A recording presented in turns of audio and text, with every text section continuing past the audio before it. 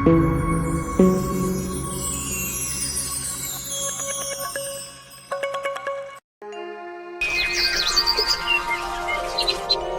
भूदेव अंग देश के राजा थे। देश की राजकुमारी सुरभि की माँ बचपन में ही गुजर गई थी। राजकुमारी का 16वां जन्मदिन मनाने की तैयारियां की जा रही थी। राजकुमारी खिड़की पर खड़े सारी तैयारियां देख रही थी। अचानक राजकुमारी ने देखा सिपाही खतरनाक जानवरों को अंदर लेकर आ रहे हैं। महाराज, इन सभी जानवरों को महल के अंदर क्यों लाया जा रहा है? राजकुमारी, मनोरंजन के लिए। तुम्हारा जन्मदिन जो आ रहा है। कुछ सिपाही एक दूसरे से बातें करते हैं। अगर यही हाल रहा तो राज्य के सारे जानवर समाप्त हो जाएंगे। हर हफ्ते 50 जानवर हवेली में भेजे जाते हैं। अपनी जुबान बंद रखो, दीवारों के भी कान होते हैं, समझे? कभी तुम्हारी बात राजकुमारी के कान तक न पहुंच जाए। राजकुमारी सिपाहियों की बात सुनकर हैरान हो जाती है। राजकुमारी जानवरों के पीछे पीछे उनका रास्ता लगाने लेती है। तभी एक सिपाही राजकुमारी को देख लेता है। राजकुमारी जी, आप यहाँ? महाराज के सख्त निर्देश हैं कि आपको यहाँ न आने दिया जाए। अचानक तेज हवा का झोंका आता है और राजकुमारी की चुन्नी उड़ते हुए एक दरवाजे के पास गिरती है। अरे, यहाँ तो पिताजी स्वयं दरवाजे के पास खड़े हैं और जानवरों को अंदर भेज रहे हैं। पिता को देख वो अपना दुपट्टा उठाकर वहाँ से चली जाती है, पर राजकुमारी को सारी रात नींद नहीं आती। आखिर पिताजी महाराज मुझे वहाँ जाने के लिए क्यों मना कर रहे हैं? वो मुझे इस रात से दूर क्यों रखना चाहते हैं? आखिर इस दरवाजे का राज है क्या? राजकुमारी ने अपनी खिड़की का दरवाजा बंद कर दिया और चुपचाप लेट गई। तभी महल की सबसे पुरानी और सबसे बूढ़ी दासी त्रिजटा उसके कमरे में आ गई। ओ मेरी प्यारी राजकुमारी, आज इतनी उदास क्यों लग रही हो? तुम्हें पता है मैंने तुम्हारी माँ को भी पाल पोस कर बड़ा किया था, इसलिए मुझे अच्छी तरह से पता है कि तुम बड़ी परेशान हो। दादी माँ, क्या आप मेरे प्रश्नों का उत्तर दे सकती हैं? राजकुमारी, अगर तुम चाहो तो वो प्रश्न मुझसे पूछ सकती हो। लेकिन अगर उन्होंने पिताजी को बता दिया तो मेरे लिए बहुत बड़ी मुश्किल खड़ी हो जाएगी। अब नहीं दादी माँ, मेरे मन में किसी प्रकार का कोई प्रश्न नहीं। अगले दिन सुबह राजकुमारी महाराज के पास जाती है। उसे उदास देखकर महाराज उससे पूछते हैं, बेटी, बड़ी उदास लग रही हो। आज तो पूरे राज्य में तुम्हारा जन्मदिन मनाया जा रहा है और तुम खुश नहीं हो। लगता है रात भर सो नहीं पाई। पिताजी, आखिर उस दरवाजे का क्या रहस्य है? बेटी, आज तुम्हारा 16वां जन्मदिन है। आज मैं खुद ही तुम्हें वो राज बताने वाला था। सुनो बेटी, ये लंबी कहानी है। जब तुम्हारी माँ गर्भवती थी तो हम दोनों जंगल घूमने गए। तभी हमें वहाँ अचानक एक बहुत खूबसूरत स्त्री दिखाई दी। वो बोली, महाराज, मैं चित्रांगदा हूँ। मुझे प्रथम दृष्टि में आपसे प्रेम हो गया है। आपसे विवाह करना चाहती हूँ। मैं विवाहित हूँ और अपनी पत्नी से प्रेम करता हूँ। महाराज, अपना भला चाहती है तो आपको मुझसे विवाह करना ही होगा। इस साधारण स्त्री के लिए आप मुझे नहीं ठुकरा सकते। तो तुम नहीं मानोगी? मुझे नहीं लगता तुम कोई स्त्री हो, क्योंकि स्त्री के खूबसूरत शरीर में काला मन नहीं हो सकता। अभी मैं तुम्हें तुम्हारे असली रूप में लाता हूँ। महाराज अपने पवित्र रुद्राक्ष की माला का एक रुद्राक्ष उस स्त्री के ऊपर फेंक देते हैं और ऐसा करते ही वो अपनी असली बदसूरत और भयंकर रूप में आ जाती है। सही पहचाना। जादूगरनी असुरबाला हूँ। तू अपनी पत्नी के रूप पर बड़ा घमंड करता है ना? आज के बाद तुझे अपनी पत्नी के चेहरे से घृणा हो जाएगी। राजकुमारी, जादूगरनी ने तुम्हारी माँ को श्राप देते समय ये भी कहा कि जल्दी ही तुम्हें एक बेटी पैदा होगी। जब तुम्हारी बेटी तुम्हारी शक्ल देखेगी तो वो भी तुम्हारे जैसी ही हो जाएगी। और ऐसा कहने के बाद वो न जाने कहाँ गायब हो गई।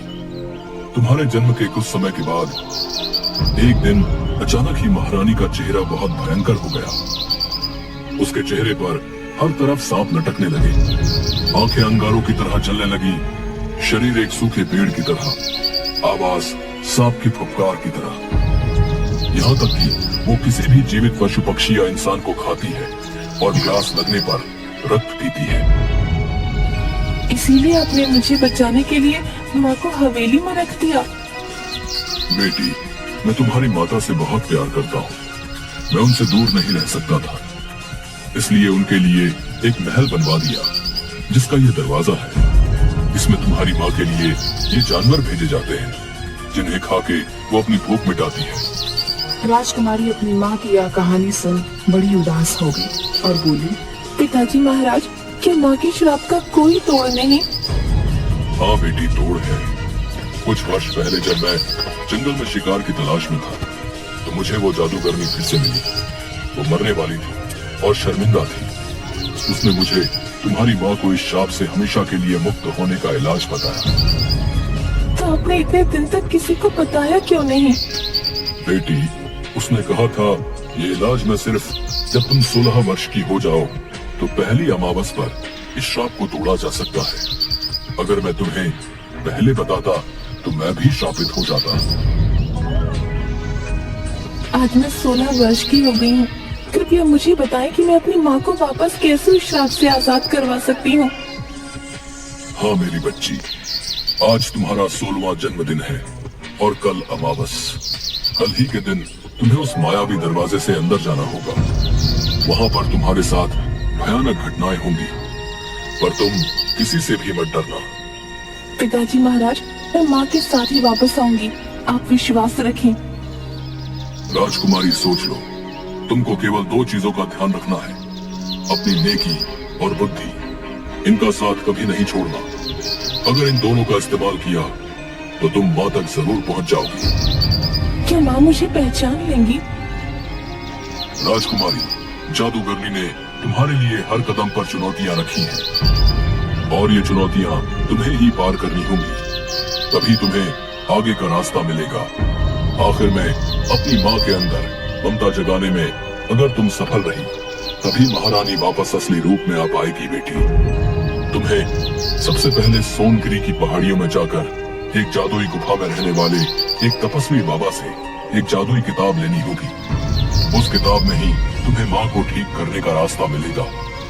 मुझे सिर्फ इतना ही पता है, आगे क्या होगा वो तुम्हें खुद पता करना होगा, और ये काम तुम्हें अकेले ही करना होगा।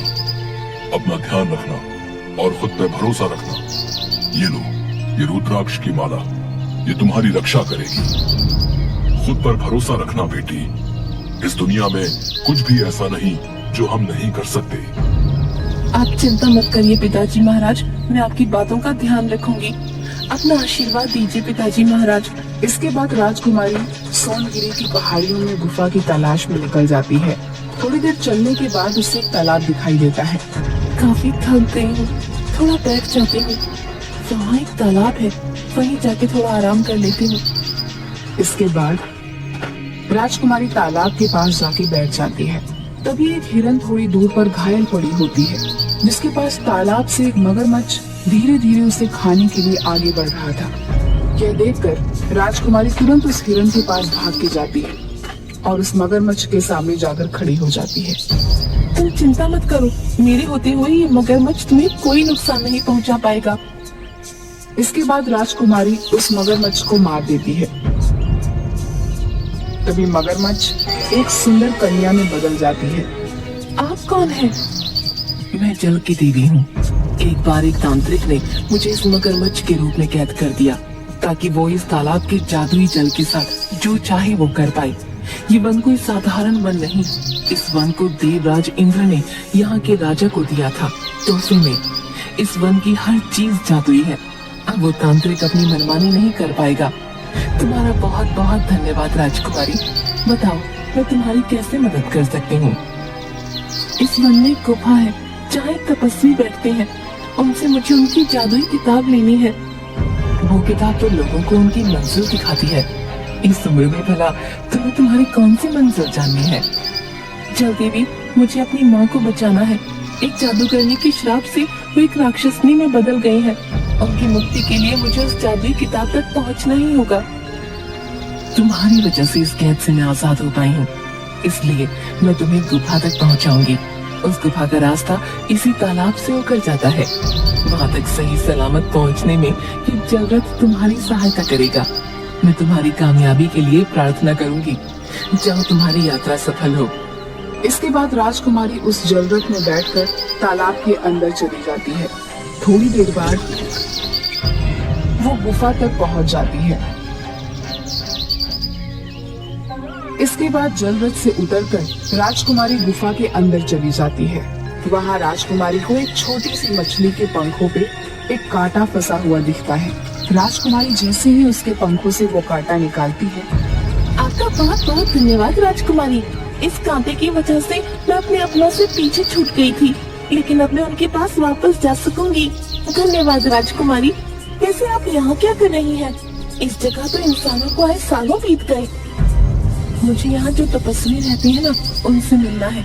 उनके पास जो जादुई किताब है वो मुझे चाहिए। जादुई किताब? वो भला क्या चाहिए तुम्हें? ओह, तो तुम्हें अपनी माँ को बचाने के लिए जादुई किताब चाहिए। तभी छोटी मछली तपस्वी में बदल जाती है। मैं तुमसे खुश हुआ बेटी। तुम इस किताब से कोई भी एक सवाल पूछ सकती हो, उसके बाद ये किताब अपने आप गायब हो जाएगी। आपका बहुत बहुत धन्यवाद बाबा। आखिरकार मैंने अपनी पहली मंजिल पार कर ही ली है। जादुई किताब, मुझे बता, मैं अपनी माँ को उस जादूगरनी के श्राप से कैसे आजाद कर सकती हूँ? इस श्राप से मुक्ति तभी मिलेगी जब कोई जंगल की आत्मा की मणि को महारानी के माथे के बीचों बीच लगा दे। इससे महारानी अपने असली रूप में आ जाएगी। इसके बाद राजकुमारी उसी जलरथ में बैठकर वापस आ जाती है।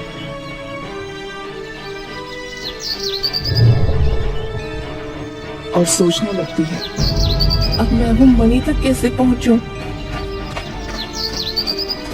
राजकुमारी को वही हिरन दिखता है जिनके प्राणों की रक्षा राजकुमारी ने उस मगरमच्छ से की थी। आप इतनी उदास क्यों हैं? तुम भी बोल सकती हो। आप भूल गई, ये वन जादुई है। यहाँ सब बोल सकते हैं। इसके कण कण में जादू है। सब जादू है, हर जगह जादू है। आप इतनी परेशान क्यों हो राजकुमारी? मुझे अपनी माँ को बचाना है, इसलिए मुझे वन देवी की आत्मा से निकली मणि की जरूरत है। पर समझ नहीं आ रहा कि वहाँ तक कैसे पहुँचूं। मैंने तो कभी माँ को देखा तक नहीं है। न जाने कैसी होंगी वो उस हालत में। काश मैं अपनी माँ को बचा पाऊँ।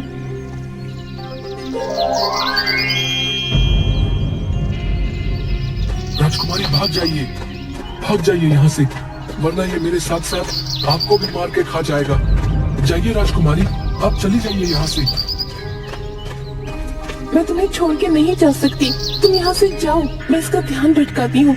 उतने में तुम भाग जाना, ठीक है? नहीं राजकुमारी, ये हमारी नियति है। हमारे जन्म लेते ही मौत हमारा पीछा करने लगती है, लेकिन आपको अपनी माँ को बचाना है। आप जाओ यहाँ से, मैं इसका ध्यान भटकाता हूँ। मैं एक क्षत्रिय हूँ। इस तरह पीठ दिखा के भागना हमारे खून में नहीं है। इस दानव का मैं वो हाल करूंगी कि आज के बाद किसी को नहीं खा पाएगा। इसके बाद राजकुमारी उस दानव से लड़ने लगती है। काफी देर तक लड़ने के बाद जैसे ही राजकुमारी अपनी तलवार से जैसे ही मारने वाली होती है, तभी उन दानव की आंखों में आंसू आते हुए देख लेती है। और थोड़ी देर में एक छोटे से दानव को देख लेती है जो कि उसी दानव का पुत्र होता है। ये देख राजकुमारी रुक जाती है और उन्हें जाने देती है। आज के बाद इस तरह का नुकसान किसी को नहीं पहुंचाना। जाओ, वहाँ तुम्हारा बच्चा तुम्हारी राह देख रहा है। आपने उसे क्यों जाने दिया राजकुमारी?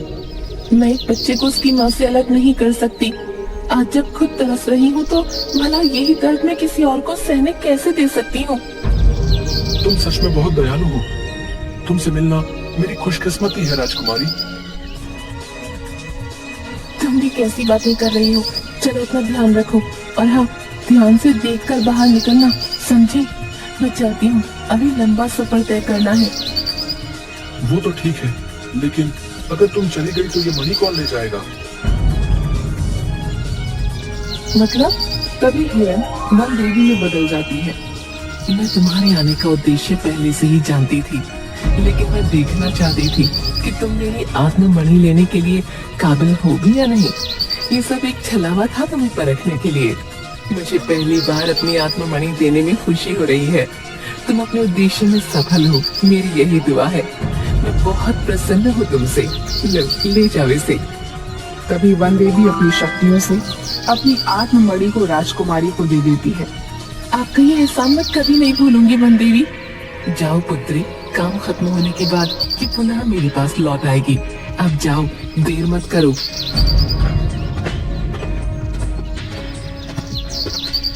इसके बाद राजकुमारी अपने महल वापस आ जाती है। तुम आ गई बेटी। आपके आशीर्वाद से मैं माँ को ठीक करने का उपाय भी ले आई हूँ। अब बस महल के इस कमरे में जाकर माँ को बचाना है। हाँ बेटी, भगवान तुम्हारी मदद करेंगे। इसके बाद राजकुमारी उस कमरे में चली जाती है। राजकुमारी हवेली के दरवाजे अंदर चली जाती है। चारों तरफ भयंकर जानवर और मांस की बदबू फैली हुई थी। राजकुमारी जैसे ही उस आखिरी कमरे में पहुंची, तभी उन्हें बड़ी भयानक औरत नजर आई, जिसको देखते ही राजकुमारी डर के चीख पड़ी। कहीं ये औरत तो मेरी माँ नहीं? मैंने इतना भयानक चेहरा कभी नहीं देखा था। डरी हुई राजकुमारी ने अपने आप को संभाला। वह औरत राजकुमारी को खाने के लिए आगे बढ़ी और मुंह से सांप की फुफकार निकालने लगी। माँ, आप मुझे खाना चाहती हैं? मेरे लिए सौभाग्य की बात होगी माँ, अगर मैं आपका भोजन बन पाऊँ, आपका अंश आप में ही समाहित हो जाए। मेरा अंश? तुझ जैसी खूबसूरत राजकुमारी मेरा अंश नहीं हो सकती। नहीं माँ, पहचानो, मैं आपकी ही बेटी हूँ। बेटी? मेरी बेटी? हाथ में तलवार लेकर मुझे मारना चाहती है? माँ, एक बार मुझे गले से लगा लो, तुम्हें सब याद आ जाएगा। नहीं, मुझसे दूर रह, तुझे डर नहीं लगता? औरत ने राजकुमारी के बालों को पकड़ उसे दूर फेंक दिया। राजकुमारी के शरीर से खून निकलने लगा। चली जा, हट जा यहाँ से, वरना तुझे चबा चबा के खा लूंगी। तुझे डर नहीं लगता? ये देख मेरे दांत। माँ, कभी माँ के पास आने में भी किसी को डर लगा है? बचपन से माँ के प्यार को तरस रही हूँ, मुझे एक बार गले से लगा लो माँ। राजकुमारी दौड़कर उस भयानक औरत को गले लगा ली। औरत ने अपने दांत उसके शरीर में गड़ा दिए। राजकुमारी दर्द से चिल्लाई, माँ। लेकिन तभी राजकुमारी ने उस मणि को महारानी के माथे के बीचों बीच लगा दिया। मणि के माथे में समाती ही महारानी अपने असली रूप में आ गई। उसके ऐसा करते ही महारानी के दिल में ममता भर गई और आंखों से आंसू निकलने लगे। मेरी बच्ची, मुझे सब याद आ गया। तूने मुझे इंसान बना दिया, मैं श्राप मुक्त हो गई। ऐसा कहते ही वह औरत महारानी के रूप में परिवर्तित हो गई। जादूगरनी का श्राप सदा के लिए खत्म हो गया। राजकुमारी अपनी माँ के गले लग गई। चलो माँ, घर चलो, पिताजी महाराज आपकी राह देख रहे हैं। दोनों की हवेली से बाहर आते ही चारों तरफ खुशियाँ मनाई जाने लगी। पूरे राज्य में उपहार बांटे गए। आज मेरा परिवार फिर पूरा हो गया। मेरी महारानी राजकुमारी के कारण वापस आ गई। मुझे तुम पर गर्व है बेटी। आज से तुम होगी इस राज्य की नई उत्तराधिकारी। हम हमेशा सोचते थे कि हमारे बाद ये राज्य कौन संभालेगा, लेकिन जिसकी तुम निडर बेटी हो, उसे किसी बेटे की क्या जरूरत।